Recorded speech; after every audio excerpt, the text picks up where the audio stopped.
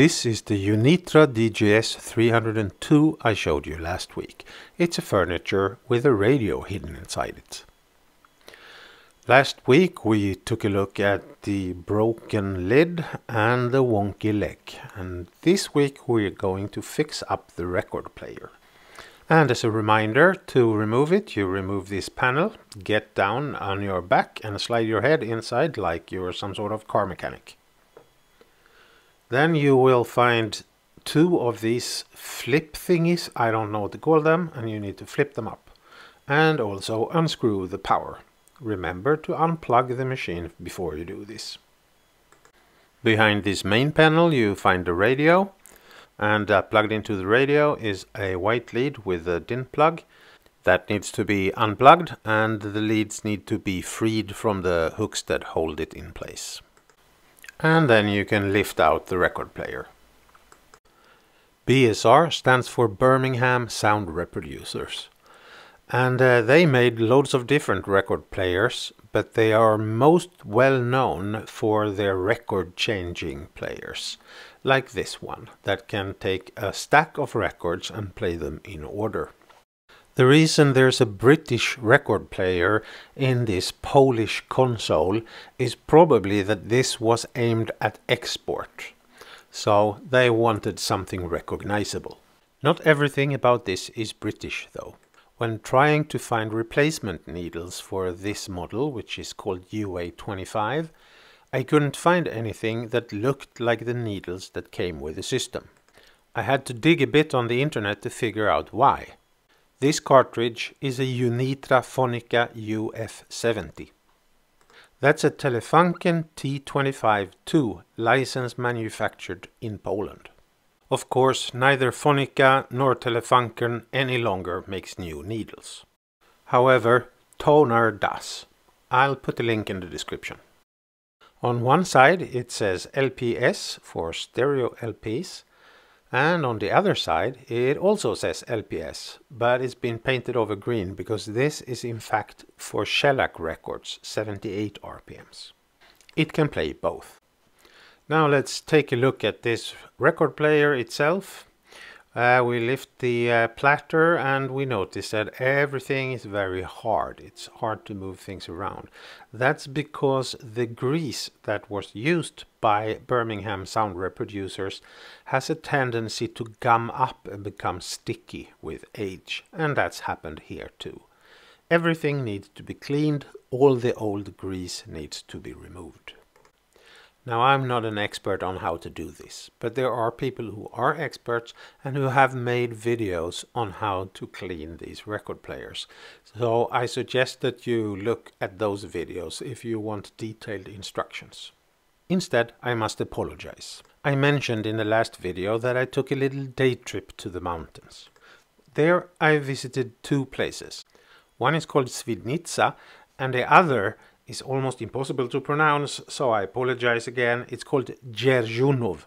And in the half year that has gone since this visit, I got those two places confused and mixed up with each other.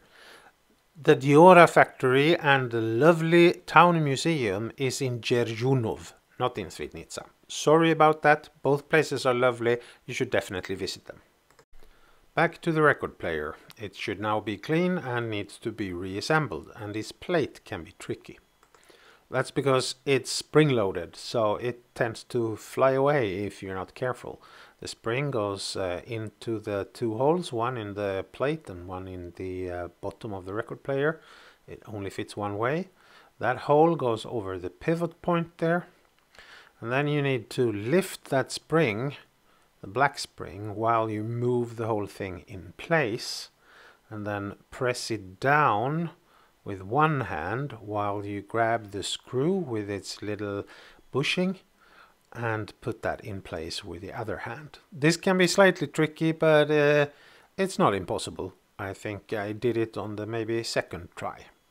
Just make sure that you have the screw and a little bushing in easy reach, as well as the screwdriver that you are planning to use. Now screw it in, but don't release it yet. Make sure that it moves correctly and moves easily, but don't let go because it might pop up from the pivot point. So that's where you need this little bracket. You need to slide that in to prevent the plate from popping up, and then it's done. Now I don't want to mount it back into the radio to test it, but I can't also just plug the power leads into a socket. That would be unsafe. So instead I'm going to sacrifice this old power cable. I have more of these, so it's no loss. Let's see if the motor runs. Technically, yes, but that did not sound good. Let's remove this bracket and see what we find. Well, we found that this bracket contains a sort of, I don't know, bearing or hinge or something. There's a thing in there that moves around. But it doesn't seem to move very easily, so I'm going to clean all of that out with Q-tips and grain alcohol as usual. Grain alcohol is great for cleaning. It cleans a lot of stuff. It's non-toxic unless you drink it, and you don't drink it because it's really not drinkable. And it's also not manufactured from oil products, so it's nice and environmental. And after cleaning that up, this sort of hinge, whatever you want to call it, is now moving a lot more easily. So that's a good sign. I'm also going to clean up the motor as much as I can. Primarily, I'm going to try to clean the axle as much as possible. It was quite dirty. And after oiling and putting it back together, of course, it was now time to test the record player. It would move the arm correctly into place when starting, and don't worry, there's no needle on here, I'm not destroying anything. But when moving the arm to the inside of the record so that it should move out again, it doesn't do that unless I nudge it a bit and give it a bit of help. And after going through the mechanism again, making sure everything was like it should be, I finally figured out that the problem probably was that there wasn't enough power transferred from the motor, and that's done by the drive wheel.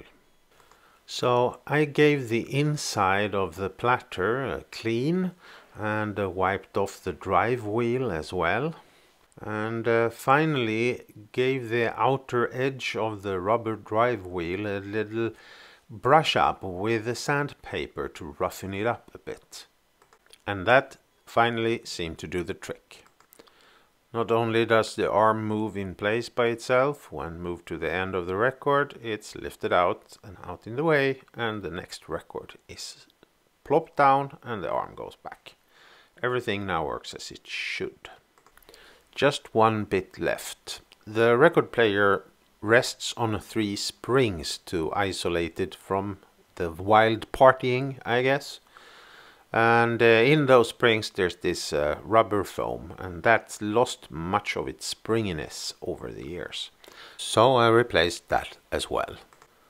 And the closest thing I could find was this generic car wash sponge that has a consistency that is similar to what I imagine the original foam had.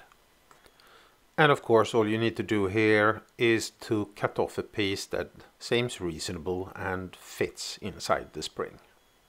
And that's all that's needed to be done for the record player. It is fully functioning now, so that's all I have for you this time. Next time we'll be taking a look at fixing the radio. See you then.